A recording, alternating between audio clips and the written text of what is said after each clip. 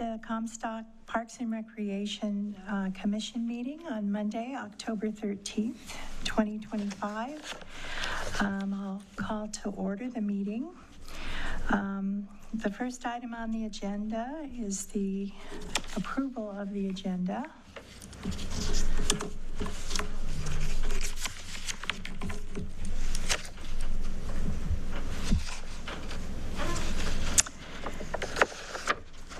Are there any comments or additions? No? Okay. Very well. The next item is the public comments. If there are any public comments? No? All right. Okay. It just doesn't say it. It's okay. Okay. Okay, moving on to the consent agenda, which covers the meeting minutes, the mercantile bill, and the GL distribution report. Are there any questions or comments?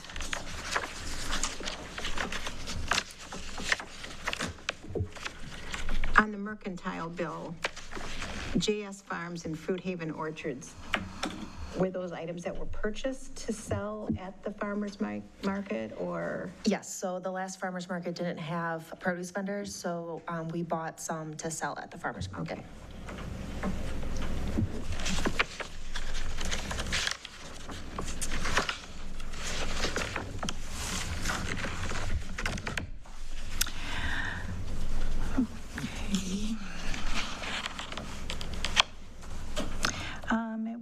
In a note previously acknowledged that the transfer station charges are being looked at once again. There's an error, I believe. Correct. Okay. All right. Was the fence at Merrill covered by insurance? I think it was partially covered by insurance, but the way we coded it, it looks like it's coming out of separate, but the money is like, was put back in, but it then shows up on this. Sorry, it's just the way fund accounting works. So the expense goes in the expense line, and then the revenue goes, the insurance proceeds go in the revenue line. So it's a wash, but it doesn't show up that way. So on the it was report. covered fully by insurance, both at Merrill and at Sauer Street? That I don't know. I'd have to look it up. I can tell you exactly how much the insurance check was. I just don't have it in front of me. Okay, the other question I have is on Barco products on the next page of the invoice distribution report. I don't recognize what that is. That's the transfer station bins. Oh, okay, all right. Okay.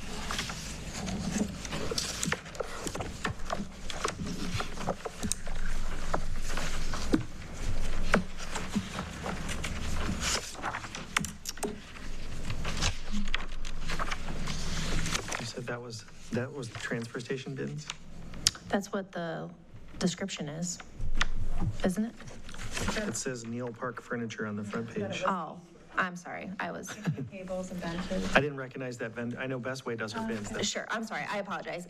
That's for the Neal Street picnic tables, benches, trash cans. Okay. Okay. You had me looking there. I'm like, what?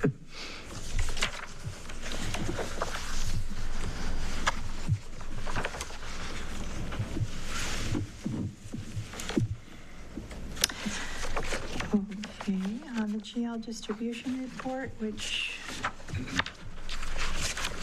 let's see, I have it in.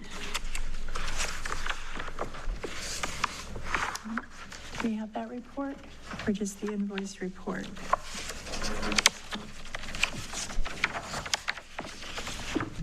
Isn't the invoice distribution Okay, report the Okay, GL? all right. Yep. Title change. Okay. Well, is there a motion to approve the consent agenda? I move we approve the consent agenda as read by the chair. Any objections? None noted. Motion passed. Okay, next on the agenda, we have listed a presentation on the prescribed fire burn at Robert Morris Park proposal. And I understand we have Dakota Shitsky, which I'm probably not pronouncing correctly. I'll let you introduce yourself. Hi, my name is Dakota Shitsky. I'm the ordnance officer here at Comstock Township. I'm also a wildland firefighter, doing both putting out wildland fires and also doing some prescribed burning as well. I've been doing that since 2016. I don't think it's on. No, it's not on. It's there. Is there a button? There's a button on the bottom, I think you have to hold it, and it'll come on. There we go. That's better. There, okay. All right, so all over. My name is Dakota Shitsky. I'm the ordnance officer here in Comstock Township. I'm also a wildland firefighter as well. I've been doing that since 2016. Also doing prescribed fire as well. They kind of go hand in hand. I did a lot of prescribed fire with both Fort Custer, the Army base, the Kalamazoo Nature Center, Southwest Michigan Land Conservancy, and some other groups more in Ottawa County and Kent County. So I've been doing burning in quite a few places. I noticed that at Robert Morris Park, there were some plots that would be good for us to burn at. Not only would it be good for the environment, it'd be good for fire prevention, and then also eventually down the road, some grants as well, as there's a ton of grants out there for departments, non-government groups and government groups alike for wildland fire mitigation, and that can get poured back into many different things. An example would be the Kalamazoo Nature Center.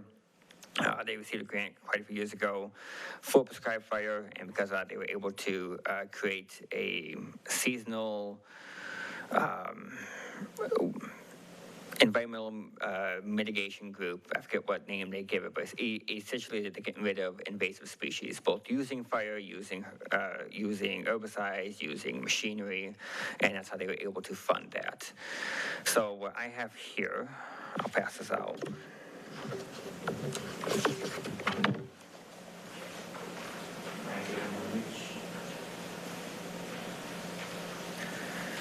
So I'm handing out our two things. One is a packet, it is a burn packet that all crews of mine would get on a day of the burn. And then another one is just kind of an outlay of how much acres I'd be looking at. So the first page is a operations order, kind of lay out what my goals are, who's in charge, if things go sideways, what the plan is. The second set of things in that packet is maps, both the general outlay of the area and then the more specific burn area. And then the last set of pages is the fire weather for the day. Now, for this one, it's just a for demonstration only. I'm saying this burn is happening tomorrow. We're not actually burning tomorrow, so asking for permission. But just so we have weather, just so we have something to look at, this is what we are looking at.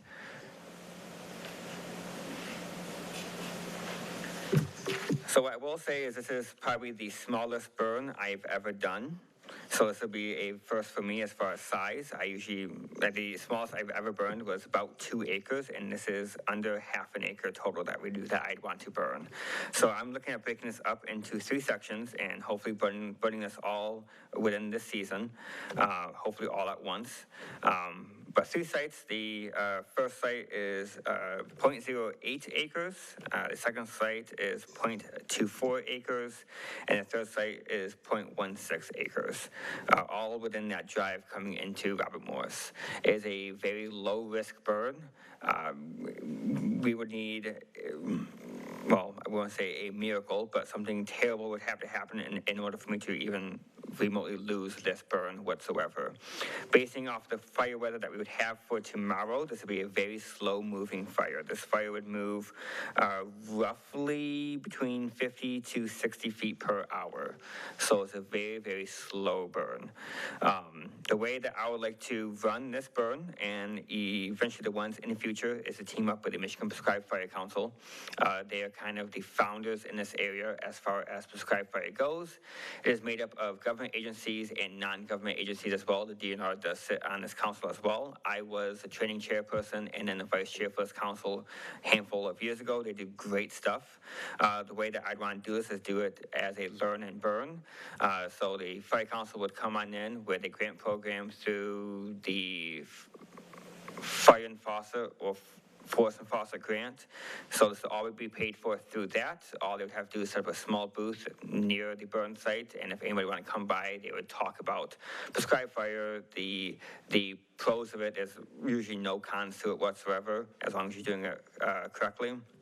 And that's how it would all be funded, and we would be able to bring in other wildland firefighters to help me with this. On the off chance they can't do this, I can still do this on our own. The only fee it would cost is for the staff to be there, and even then I wouldn't need many people. For a 2-acre burn, I've done it with 6 people. Again, this is a very small burn. My plan would be to have both Katie's from the parks there, have Joe, and then have Richard there as well, and then myself, and that's more than enough to handle this. I have talked to Chief Beauchamp from the fire department. He is willing to give me the on-duty crew and then ask for any other volunteers that would like to be there to help with this as well. So I'm going to have more than enough bodies to be able to pull this off. Eventually down the road, this is something that I've talked to Katie about, but getting our seasonal staff trained in this as well. To be a wildland firefighter is really easy. It's an 8-hour-long course. The whole reason behind that was with wildland fires out west, fire departments like Cal Fire would be able to come into a village, train up the local people, and then leave those people behind to help defend their places, because fires move very fast and we're always hunting for bodies. So it's a very easy course, very fast course. And then that just gives a little bit more to our staff members as well, and then grows our capability of burning. Eventually, I'd like to burn more than just Robert Morris Park. Any questions? What determines your reasoning for locations and choices? Yeah. On the burns? So that varies. For this one, I just chose very simple ones to do. This is more or less a proof of concept to show that we can actually do that. For this though, we still have the plus sides of invasive species management and then fire prevention. Michigan itself, most of our native plants here are fire adaptive. They relied on prescribed fire to thrive and survive. For a very long time now, we've not been doing that. We've slowly been bringing that back in. The last 20 years, we've gotten really good at it. The DNR burns anywhere from 3,000 to 5,000 acres a year. So something that we rely on. So I choose these sites based off of ease of use with the crew that I have, the kind of mitigation that I want, whether it be fire mitigation or invasive species mitigation, and then the location as well.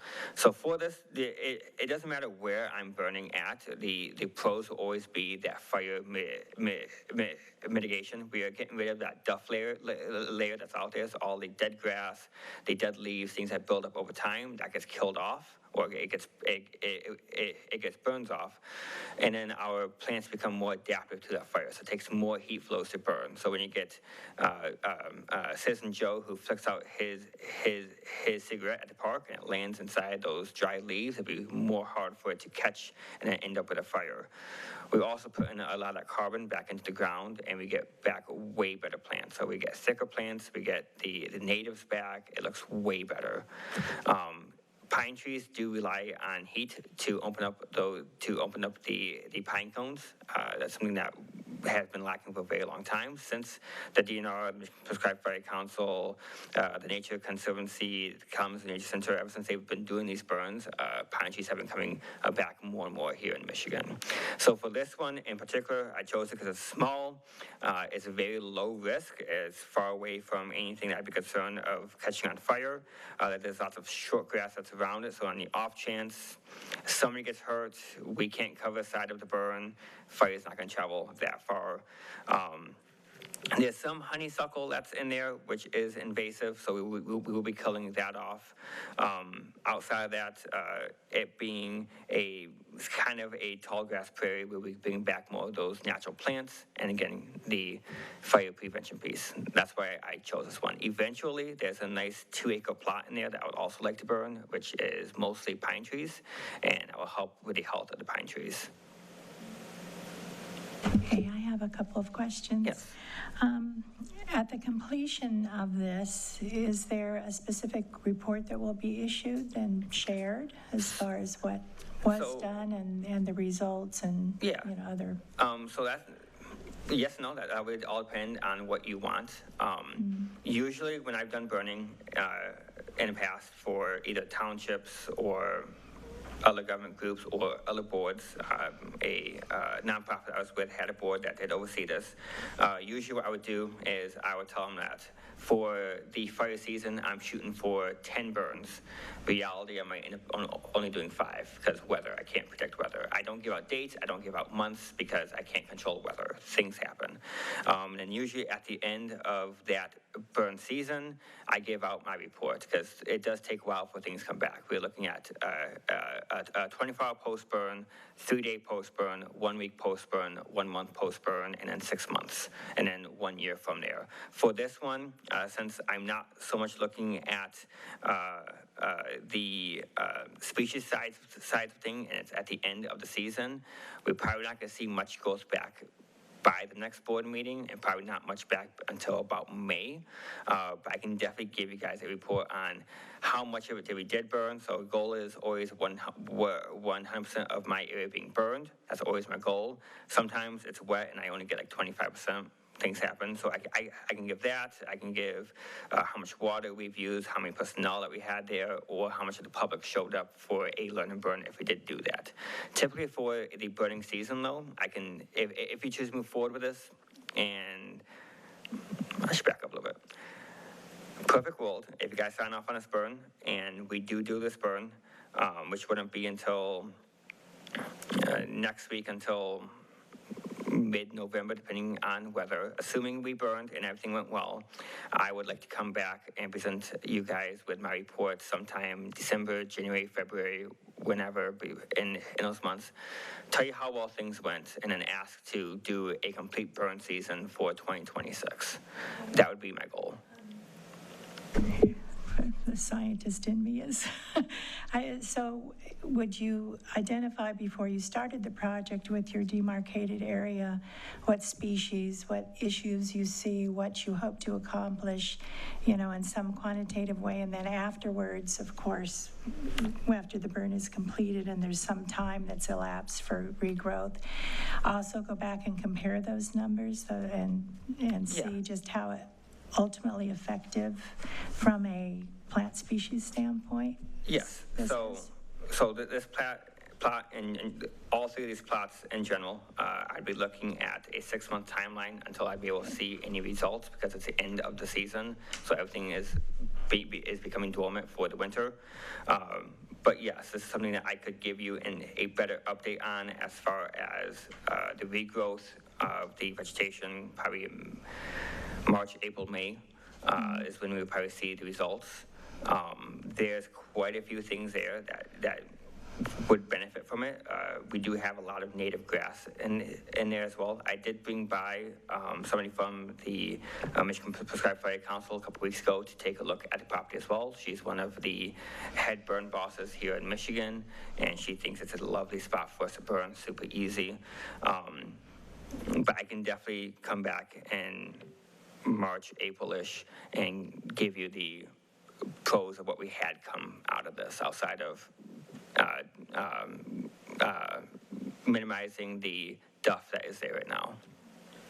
And then the other question I have has to do with like operational logistics, and if we have patrons coming into the park, or, it's next to the disc golf area, for example, would we have to close the parks completely during this operation, or then we may have to put up signs, to let people know what's going on, and also direct them away from certain areas, so that we have a plan in place for all of that. And then should any thing get out of hand, that there's a response plan to get people out of the park. Yep, so my plan is to keep this park open the whole entire time. There's only 2 lanes of disc golf that wouldn't be able to be used. This would be a very fast burn. This would probably be, the whole thing would probably be completed in an hour, if that. And then you could probably walk on any burn area half hour afterwards.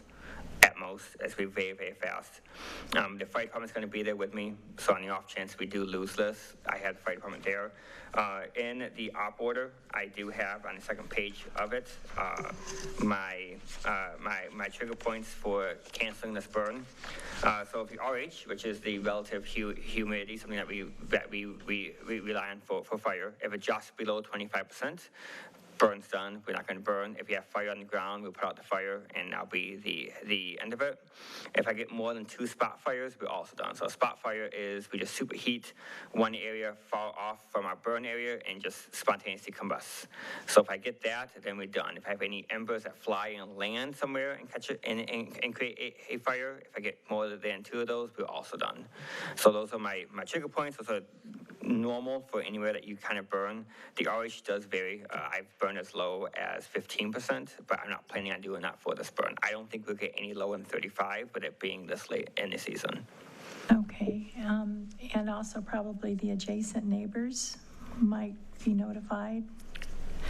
Yes, But something like this is going on, so they're not alarmed, you Yep, know. so I usually send out in the mail and then also make house visits as well. I've done this for other groups. They get a letter in the mail stating what we're going to be doing, that there's going to be smoke in the area. They don't need to be alarmed by it. I also try to visit them as well, so they can talk to me. They can ask questions that they might have, because it's also a good educational piece for them as well, because fire can be good. And then it's also reliant on weather. Well, I want a good open air, so I don't want anything sitting low. I want good rise of the smoke. So when I usually burn near retirement homes, assisted living homes, if my atmosphere is going to be what we call closed, the smoke doesn't rise as far, and then I can smoke out houses, hospitals, or the expressway. I've done that before. So I want a very open environment where I'll get high lift of that smoke. So all that will be figured out before I burn. Okay, just, in the neighborhood area, when someone wants to burn a pile of leaves or sticks or so on, they call the fire department, they get a burn permit, and they're allowed to do that under certain, observation kind of restrictions. However, on certain days, you can't do that, of Correct. course. So you have to get permission. So I would assume that doing this would be on one of those general permission days also, so. Correct, yes. So we will not be burning in any red flag day. We do look for a more high fire danger-ish, because we do want things to burn, but we're not looking at any what we call a red flag day. Southwest Michigan Land Conservancy, which is located here in Comstock Township, they also do a lot of prescribed fire. They're planning on burning the 20th. I'm hopefully going to be there as well, because I love playing with fire. So we will mimic what they do as far as their go no go as far as weather goes. And again, I've been doing this for a while. The fire department's also going to be there, so Chief Beauchamp's well aware of what I'm going to be doing. And what I will have is a burn plan that is laid out. Typically, that burn plan is not created until 24, no more than 72 hours prior to the burn, so I don't have one here. It's also 200 pages long, so I'm not going to print it out if I don't need to for a test, but it just goes over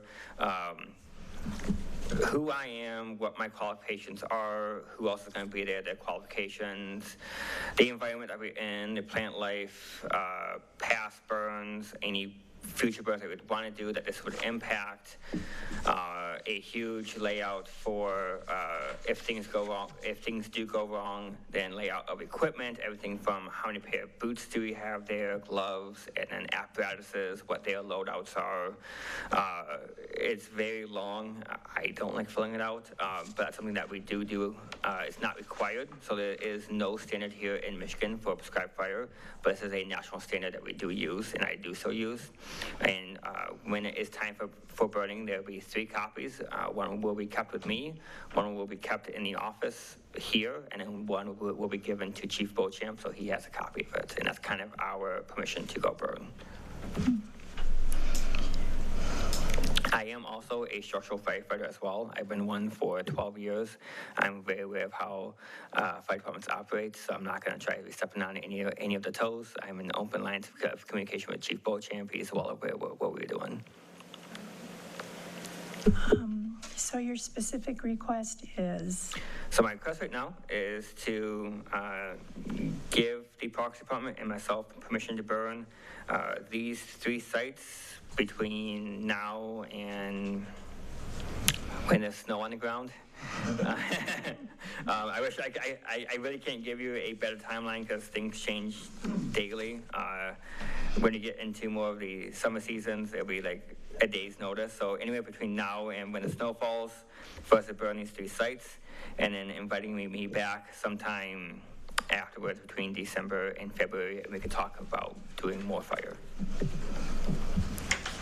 Okay, thank you. Is there a motion to approve from the board? I would make the motion to approve the plan for the prescribed burns. And thanks for putting that together, Dakota. That's really No great. problem. Yeah, thank you. Okay, are there any objections? Okay, none noted, motion carried. All right. When you come up with a date, I'll email you guys, and you guys are more than welcome to come on out. Would you like this off? All right. One quick, before you leave, are there other areas that you would have recommendations, or do you currently do that throughout the other park? Outside of Robert Morris? Yeah. Yeah.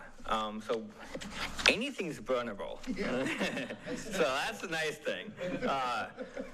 I have briefly looked at other areas just outside of me being a firefighter and being like, oh, we can burn this because we can. Yeah, so invasive species management is a really big thing here in Michigan. We are lacking behind it.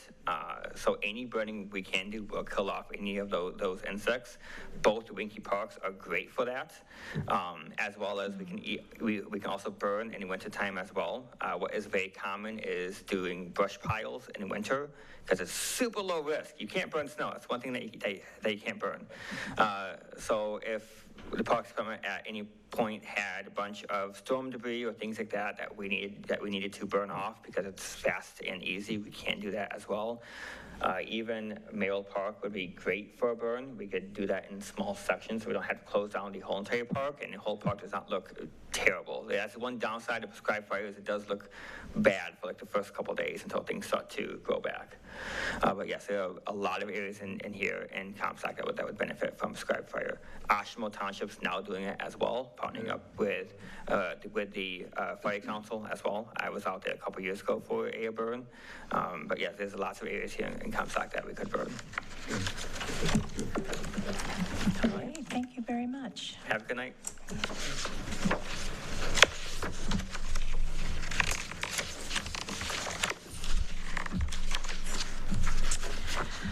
Okay, the next item on the agenda is continuing business, the 2026 fees. So the handout sheet that I passed out tonight has the 2025 fees listed, so you can see the comparison for my proposal for 2026. There's only a couple of changes for ball field rental, the 4th item down, increasing the additional lines and drags by $5, and then the practice up a little bit too. I spent some time trying to figure out exactly how much expense-wise it goes into a practice, a game, a tournament, and this is more in line with how much it's costing us. So upping those a little bit. When you get down a little bit further or up, I skipped a couple. I did leave blank what a ball field rental would be for per field per day, just because when I was looking at it, it really depended on what the game, how many games, what the tournament was going to be asking for. So to give just a blanket price, I think is where we're kind of falling short on not covering our expenses. So in my mind, either having something on our website so interested people can submit what they're hoping for, and then I would contact them and make sure we talk through it, get a better understanding of what they're asking for, and then I can give them a price that way, as opposed to trying to say one thing that doesn't, it's not really a one fits all, depending on what they're asking. I don't think, oh, and then with our practice, looking at it with what we're doing, it would be $55 per day per field, but then if one team wanted 2 fields, then it would only be $20 for that extra field. And again, that's just because of what expenses are going in. It doesn't need to be another $55, especially since the fee has been $30. I don't want to gouge them too much at the beginning, but this is more in line with what we need to do to make up our expenses. And then the pavilions are staying the same, and our vehicle passes, I think, can stay the same. Okay, are any of the practices at night, do they utilize the lights? Very rarely, but when they do, that is that $25 per Okay, hour. it's all applied. Yep. Okay.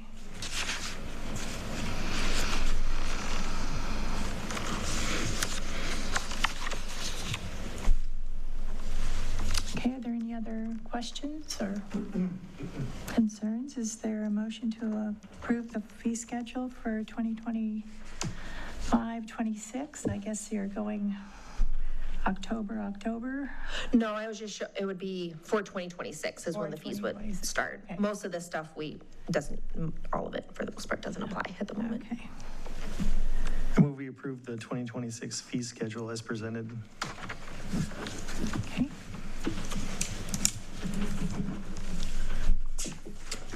Okay, no objections. Okay, motion passed. All right, 2026 budget.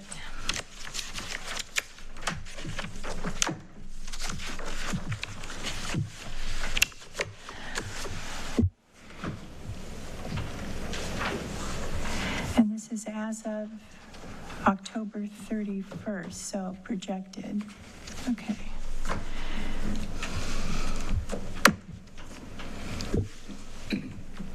But yeah, can I just add something there? So that's just something the report does. It's as of the end of each month. So the activity is actually as of whenever she printed it, but Okay. if we did it as of September 30th, it would cut out everything that we've done in October. So it's just kind of how the report works.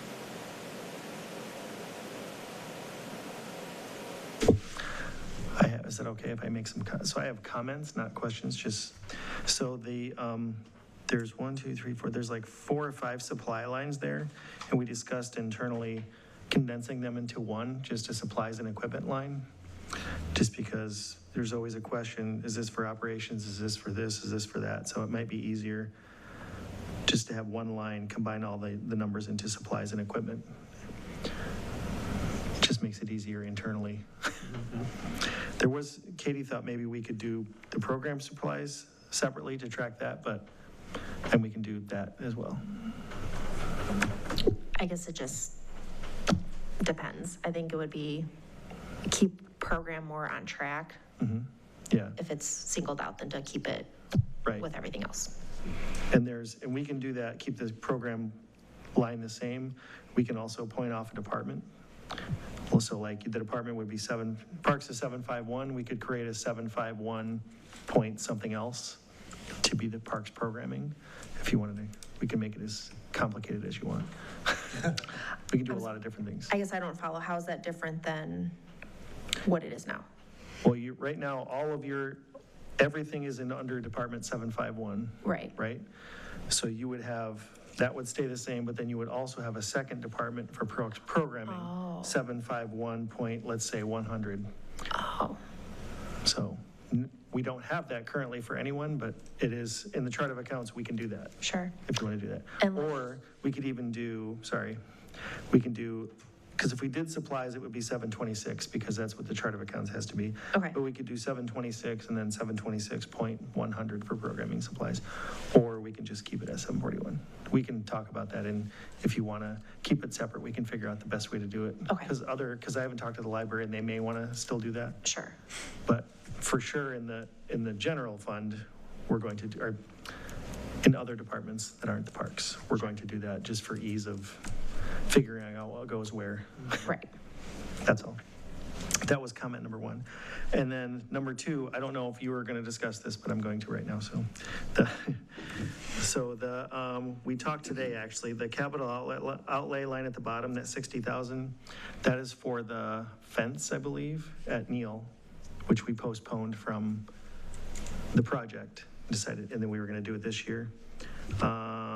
Where's the other one? It's 801, but I can't find it. Oh, out of that 120,000 in the contracted, is it 40? 40 was the 40 is, landscaping. 40 is the landscaping by the fence that we're going to do at Neal.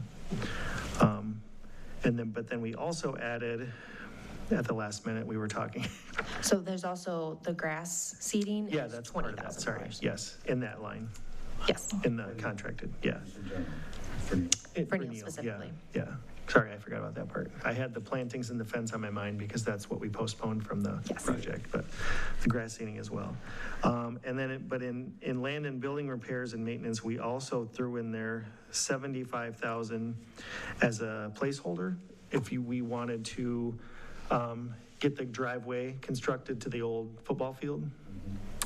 That's a complete guess because we haven't had anybody look at it, but we thought we would throw that in there. So if we don't want to do that, that can easily come out, but we thought it would be better to approve it that way in case we wanted to do something with it. And if we don't, then we just don't have to spend it.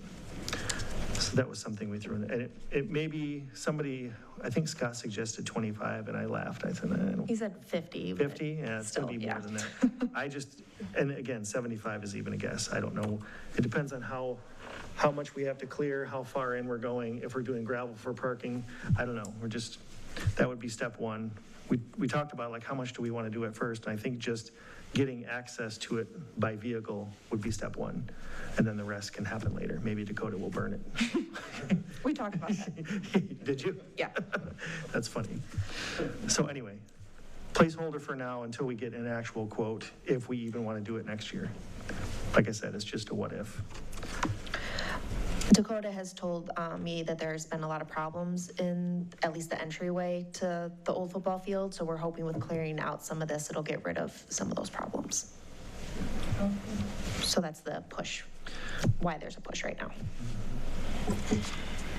Okay, I just have kind of a general question when I look at net of revenues and appropriations, and estimated revenues and total appropriations is always, a big delta there. Right. Is that that's an accounting Yeah, carry through? it just shows that way because it's separate, that the Parks Department and this report has been separated from everything else. Okay, So, I mean, when you throw this back into the general budget, I think the total as of right now is like 111,000 instead of 706,000 okay. using fund balance. And that's his first look, so other things may be cut, but yes. Yeah, so we're It's just okay. the nature of the Parks Department because there's a lot more expenditures than what comes in revenue, but that's every year. Okay, The same thing happens with, everyone else. Because most of the revenue is in the 000 department. Not many departments have their own revenue. So really, it could be zero revenue. You just happen to have more revenue than most other departments don't have any revenue. The only other one that does is cemetery, kind of pays for itself with revenue. And then ordinance gets some liquor license fees that goes into ordinance, but that's much less than they spend, so. okay, all right. That's another beauty of fund accounting. Okay, thank you. Okay, we're done with the budget discussion. So we do need to approve it tonight, so we can go to the Township Board on the 20th, next Monday. Okay, Is there a statement of proposal for approval? Motion to approve? And, Oh, sorry. yes, could you state the, So just before we do that, I just want to comment. So the 20th, which is next week, this is going in front of the board for a first look. So, and we didn't discuss this part. So should we approve it, or should we say, okay, this can go in front of the board? Because it doesn't actually get adopted until probably December. Maybe just the word use. I thought Scott said we had to get it approved tonight to go to the board, but you know more than I do. Just curious. could we approve a proposal for Right. review by the township board? Right, because they can, I mean, technically, I guess they can override whatever, but this is our request, I guess. Right. Maybe that's the right word, our requested budget. Yeah, Does that make sense? I like that. And, okay, and Or unless there's something you want to change. Stated as what? Because we're going here to the end of October. So a budget year is It's calendar year. calendar. So really, the only column that's affected by that 1031 is the activity, the 2025 activity column. Okay, So the 20, well, unless a budget gets amended, but all the other columns are not affected by the date, I suppose. So the 2026 recommended would take effect January 1st. The projected is just numbers that I've thrown in there based on what's been spent and what's been collected, what I think is where we're gonna end up. Activity is what's actually happened, and then the 2025 amended is what has been approved or changed.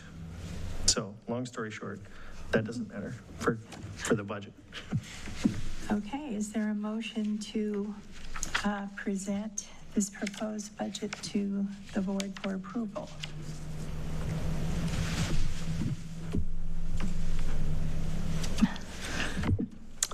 I will make a motion to present the 2026 recommended budget before us to the Township Board.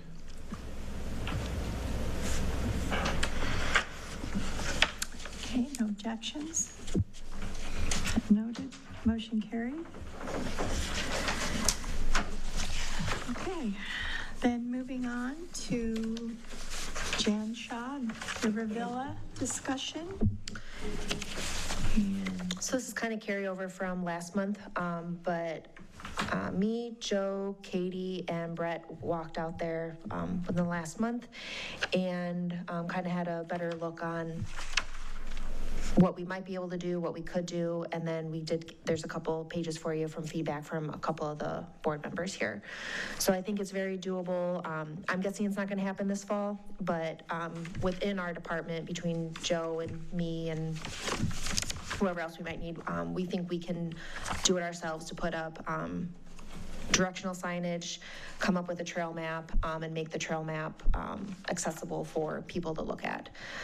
So with that, I don't know how much we'd actually need to like mow down the grass, but there would be some like brush clearing, trimming some things back. I know there's a couple tree logs that are down, but it shouldn't be a huge project.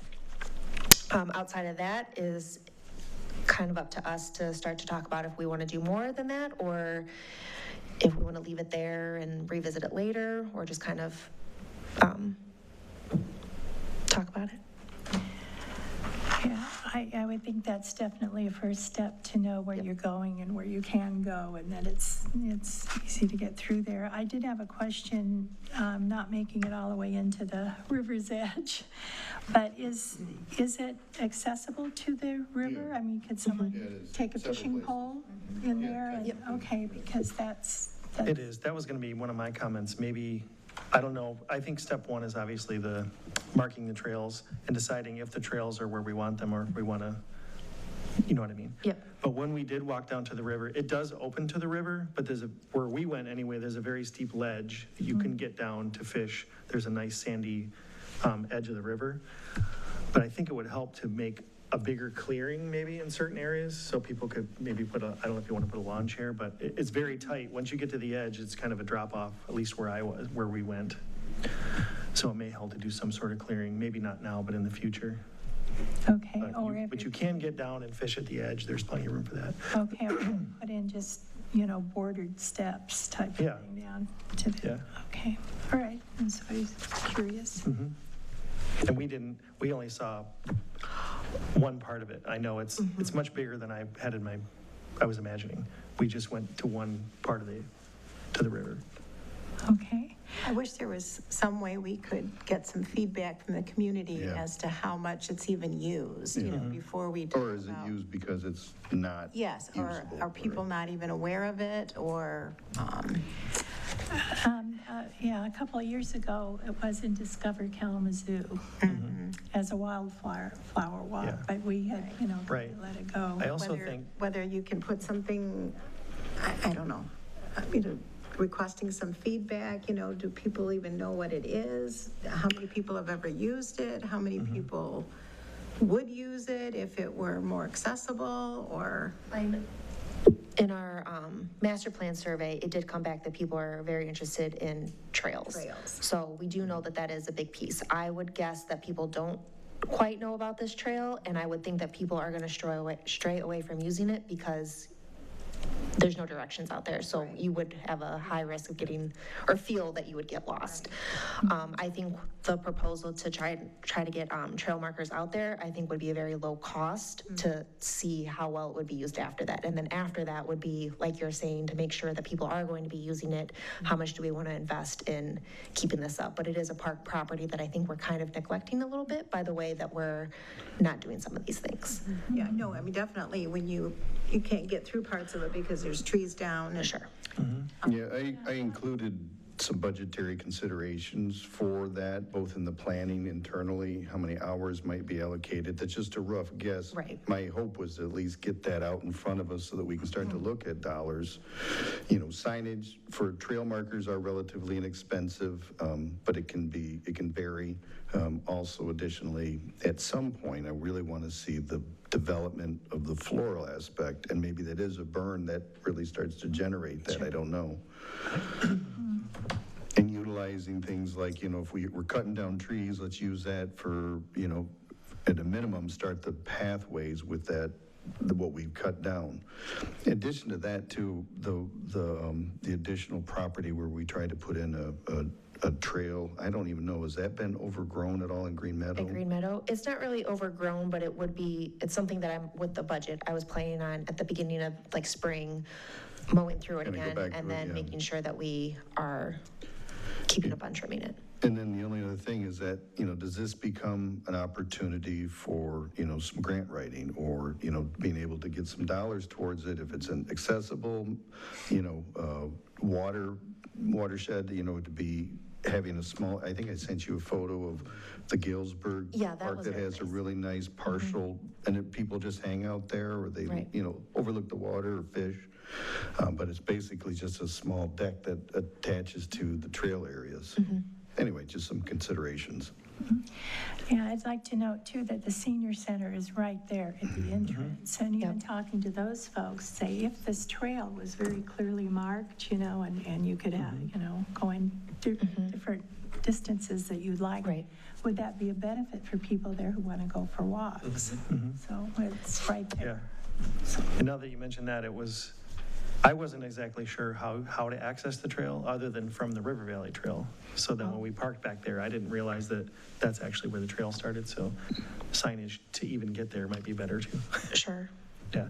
Oh, and then another thing I noticed is when we came out to the River Valley Trail, it may be nice to have bike racks there for people that are on the trail to park and maybe walk and lock their bike up. I don't think that's as critical as the signage, but Part of phase 3 in my yeah, plan. things that I was thinking as we were walking. Yeah. Yeah, and it could be also that, asking, well, we had, the little Girl Scout or brownie troop. Yep. Help with the flowers at the sign, going in. Would they be interested too in helping? Sure. Perhaps put signage in or doing part of that in a way, so could get community involvement too.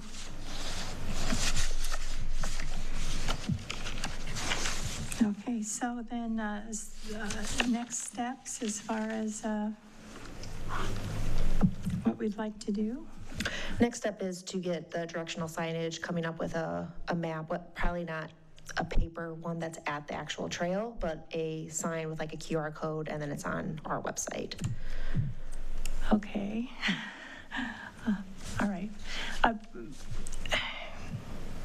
I know how useful QR codes are, but you don't always have your phone, you don't always have it working, and just to have a general, like, overview of the whole Yes. trail system right at the beginning, you could get your bearings, physically. Yes, I agree with that. Yes, sorry, I left that out. Is that, yeah. Yes.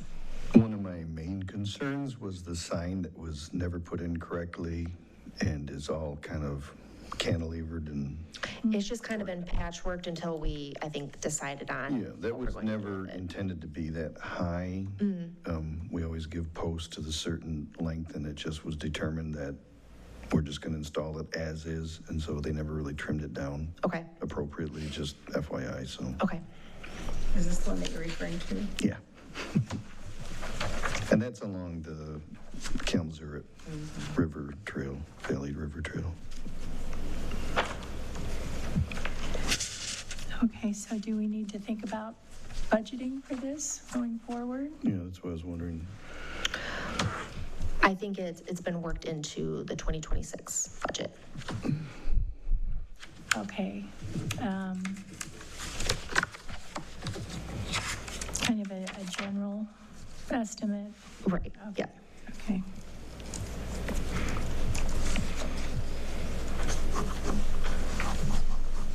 Okay, and once that trail map is established, that might be good to, have flyers of that to, like, the senior center and other places for people to really, think about it and see where also it's at and, Letting them know where to park, because that, right. you don't think that you're in the right spot, Sure, no, that's a good thought.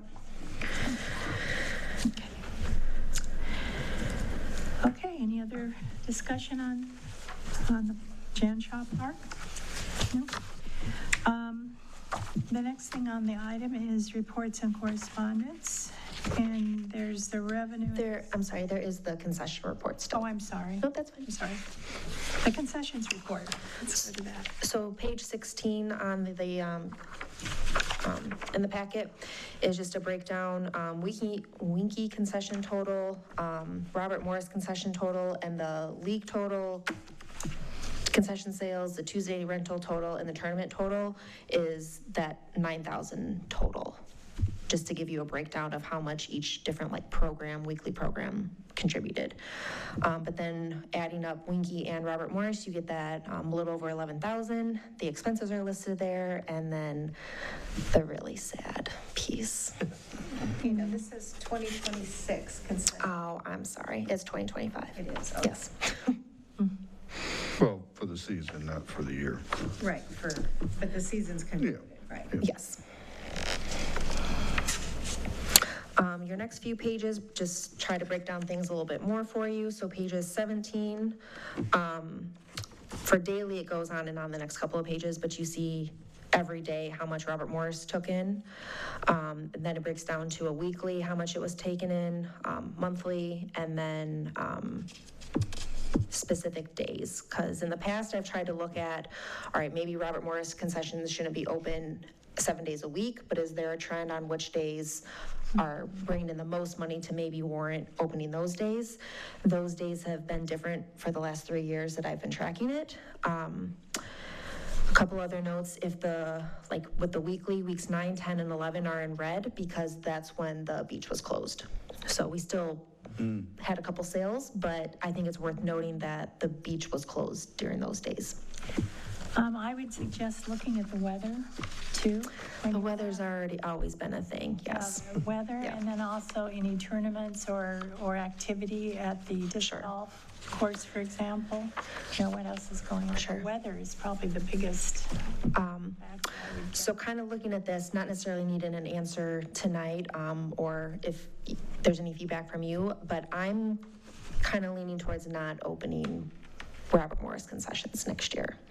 I think that with the amount of staff that's spent there, with the amount that we're bringing in, there seems to be a lot of negatives associated with this when we're not bringing in very much money, and maybe there are certain other things that we can be doing. I still think it's necessary to have 2 people there for the most part at a time, but maybe that second or more people there maybe are not in the concession stand.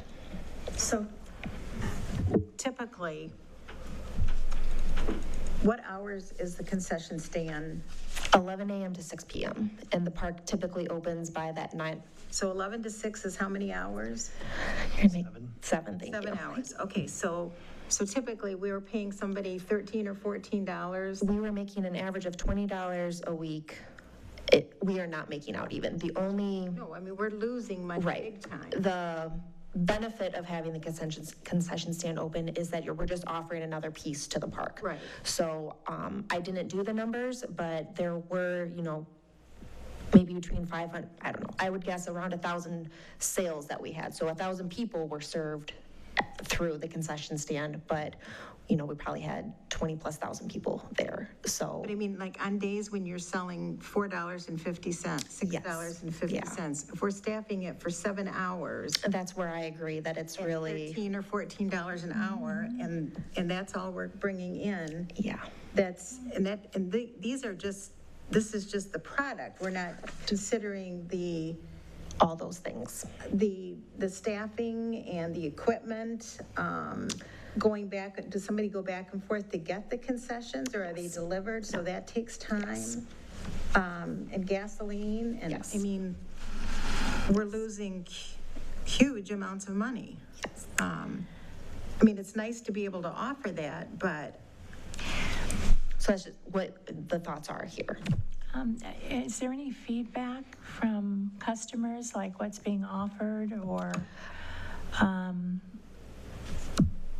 Not necessarily what's, Or something else, or what? I wouldn't say that, usually the things that people are asking for, it's only like one person is saying this and one other person is saying that. We're not getting like a consensus, like, oh, we really need to have, I can't think of a good example, when you but. have hot dogs on the availability, are you selling mostly ice cream and popsicles and very few hot dogs? I mean, I want to say it was drinks was the highest, and then ice cream was on there. Hot dogs wasn't very high on the list, things like that. The only feedback that I've really gotten that I think is worth noting is there'd be like a family of 4 or 5 that every, I think, Thursday or Tuesday it was, they went to the beach and they always came up to the concession stand and got hot dogs and chips and a meal like that. But it seems like that's a one-off of what everything else is. and to staff it for, Yeah. I mean, have somebody sitting there for 7 hours to sell $6.50 worth, it's just insane in my mind. It's hard to justify anymore. Well, part of what we do is the service industry, so I mean, we are trying to, provide services that bring people in the park. That's part of our initiative. Right. Is it possible that if this was to go away, we could still allow for those services to be provided in a different format, like vending machines, or something that would be sustainable, utilizing, I don't know how vending machines work, if it's a rental and we get compensation for having those in the park or what, but I would think that maybe there's something that we still can have the services that we're responsible for, or try to help as an amenity in the park without the level of expense that we're looking at. Maybe I can look at what a vending machine would be. I don't feel like a food truck is necessarily going to come out there because you're not going to, the volume isn't necessarily there. I mean, my experience, at Wenke Greenhouses with the vending machines, I mean, if they don't have a good sales, they don't even want to come out and, stock the vending machines. really? It has to be worth their while. And if they're going to sell 2 or 3 cans of pop a week, they're not going to